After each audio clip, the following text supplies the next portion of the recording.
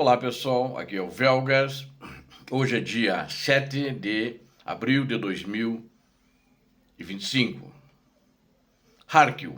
A Rússia posiciona tropas em várias direções. Perdas incomensuráveis russas para tomar uma aldeia ucraniana. Quero convidá-los, inscrevam-se no canal, deem um like, compartilhem com suas redes sociais e façam os seus comentários. Eu conto com vocês, inscritos no canal. O motivo principal é que aqui você vê somente a verdade. Muito obrigado. Soldados russos foram alvo de fogo maciço e emboscadas. E o problema, na realidade, é que eles são fáceis de serem abatidos porque eles continuam. Aqui estamos falando sobre Kharkiv, mas em todas as frentes, inclusive em Kharkiv, eles usam a técnica de moedor de carne, ou seja, os buchas de canhão que vão em linhas.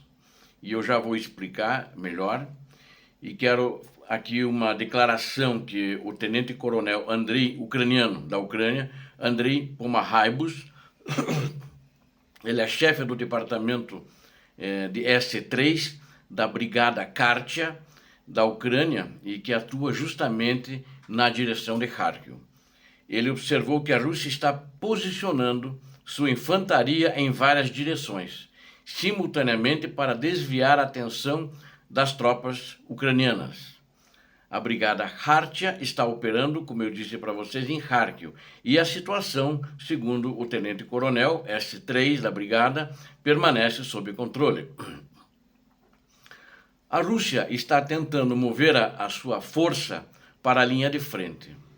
Mas os ucranianos estão impedindo esses esforços. Impedem que hajam esses esforços na linha de contato para eles chegarem à linha de contato.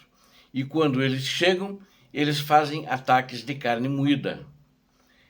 Como seus equipamentos são altamente vulneráveis, devido ao uso efetivo de sistemas de drones, que tem dado maior prejuízo ao exército da Rússia, eles se concentram mais em operação de assalto com infantaria. E assim mesmo, a Rússia não tem conseguido avançar satisfatoriamente, fazendo o ataque e recuando em seguida. Comentou isso o chefe S3 da Brigada Kartia.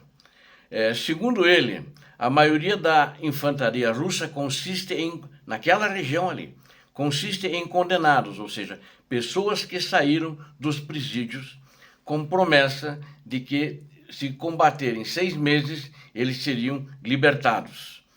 Apenas haveria perdão e eles poderiam ir embora fazer o que quisessem da vida. E eles são enviados para a frente em uma tentativa de estabelecer pelo menos algum ponto de apoio em áreas florestais que existem ali na região. No entanto, no ataque, os soldados russos têm apenas uma opção. Isso levou muitos deles a arrependimento, acho que preferiam ter ficado na cadeia. A única opção deles é avançar em direção às posições ucranianas. Eles têm que passar pela linha da morte, pela zona da morte, né, onde são amarrados tiros de artilharia da Ucrânia, são amarrados também os drones, que depois da artilharia entram os drones. Então, e se eles recuarem, eles vão ser recebidos com tiros pelo seu próprio lado. Eles não podem recuar. Esses prisioneiros, na realidade, hoje a condição deles é pior do que prisioneiros. Ou seja, eles só têm uma opção: avançar em direção às tropas ucranianas. Alguns têm sobrevivido porque eles só têm uma chance de sobreviver. Se eles conseguirem se aproximar do lado ucraniano e se renderem, a Ucrânia aceita a rendição deles. A Ucrânia não atira neles para matar, né?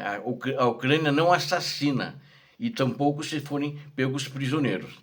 Eles ficarão prisioneiros de guerra até o fim da guerra, quando a guerra acabar. Se a gente lembrar agora da Segunda Guerra Mundial, que não se tratava de um bom planejamento de pessoal treinado, mas da grande quantidade também de tropas.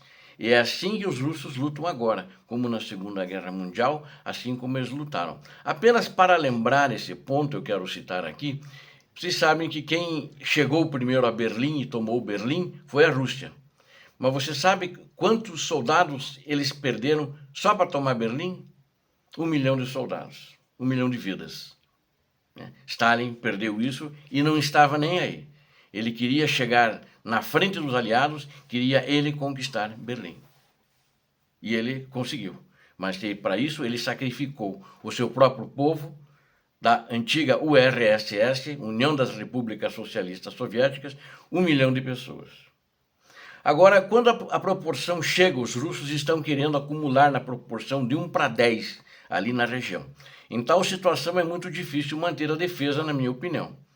E é por isso que a Ucrânia tem que trabalhar, quer dizer, como é que ela está trabalhando, na realidade, segundo o coronel, com a população civil para reabastecer a Brigada Khartia.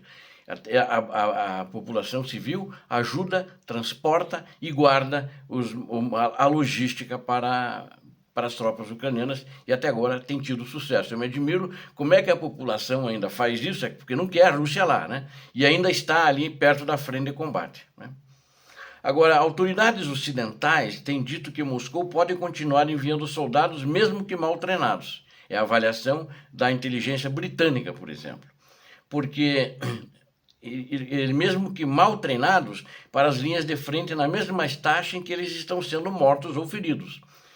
O ditador russo está contando com o desgaste da Ucrânia no campo de batalha e com a determinação do Ocidente de fornecer o suporte que vai acabar. Ele acha que vai acabar, mas ele contava só com que se o Donald Trump parasse de ajudar, a Europa também pararia. Acho que até o Donald Trump achou isso, mas por enquanto quebraram a cara. A Europa está ajudando, e já está ajudando efetivamente, mandando munições para as armas que tem lá na Ucrânia.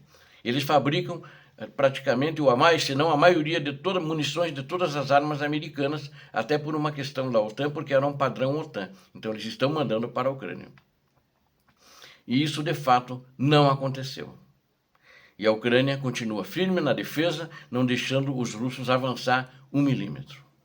Bom, agora eu quero falar sobre umas perdas, a meu ver, incomensuráveis, né? Quer dizer, tem-se o número, mediu-se durante mas são perdas terríveis, insanas, né? Que para tomar uma aldeia ucraniana, a Rússia já perdeu. Em 10 meses, desculpe,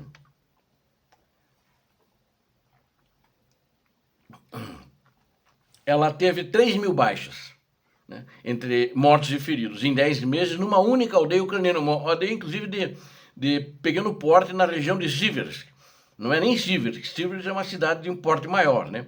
Os russos lançaram milhares de soldados em uma pequena vila que foi reduzida a ruínas em uma batalha massiva que durou mais de 2 anos, essa batalha. Mas essas baixas de 3.000 apenas nos últimos 10 meses, ou seja, é um número insano, né? 300 por mês, de acordo com como foi informado, né? A batalha é por Bilohorivka, é uma pequena vila, né? Não é um município, se tornou sinônimo dos esforços russos infrutíferos em muitos setores da frente, tentando obter os menores ganhos territoriais, independentemente do custo. Ou seja, ela perdeu 3.000 e imagine em 2 anos deve pelo menos minimamente dobrado esse número de baixas que ela teve para conseguir tomar Bilohorivka. E depois desses últimos 10 meses agora, contando já com os 2 anos, ela não conseguiu. Mas perdeu 3.000 homens. Eu tenho aqui o número de mortos e feridos.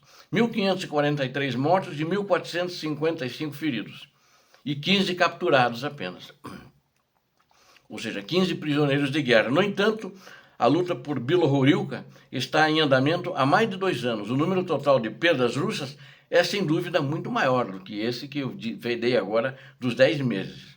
Essas perdas impressionantes refletem a intensidade do combate e do alto preço que os russos estão pagando por meros ganhos posicionais nos últimos 2 anos, com muita dificuldade, para depois se vangloriar que a Rússia está avançando em todas as frentes.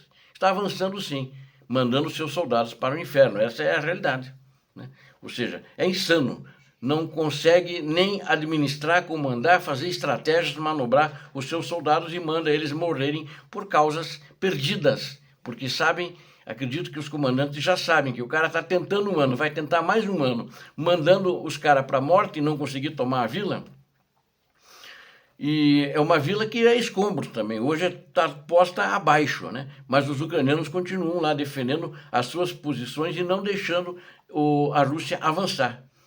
E fazem vigilância diuturna e a Ucrânia continua. Ela tem o controle sobre Bilogorilka porque ela está num terreno elevado e está ameaçando qualquer movimento russo em volta de Bilogorilka. 2 anos eles não conseguiram tomar, né? Olhando para o início, né, de quando começaram as batalhas, as forças ucranianas usaram chamado Terrecon, que é um monte de entulhos das operações de mineração local ali, para estabelecer controle de fogo sobre a área. Aquele monte de entulhos já estava numa posição alta, eles usavam aquilo para se estabelecer ali. Esse ponto que deu uma visão, né, permitiu que os ucranianos repelissem os ataques russos de forma muito eficaz, infligindo pesadas perdas, tanto em pessoal como em veículos blindados para os russos que tentaram superar o obstáculo e invadir a área. Ou seja, os russos estão pagando preço alto e todos os seus esforços estão sendo frustrados ali em Bilogorilka, não só ali, mas em todo o teatro de operações. Está acontecendo igual. A Rússia não vai ganhar essa guerra. A Rússia já perdeu essa guerra. Obrigado a vocês que assistiram este vídeo. Conto com vocês. Inscrevam-se no canal, deem um like, compartilhem com suas redes sociais e façam seus comentários. Eu conto você inscrito no canal, porque aqui você viu a verdade. Deus abençoe a vocês todos, Deus abençoe a Ucrânia, Deus abençoe o Brasil. Paz e bem, paz para toda a humanidade.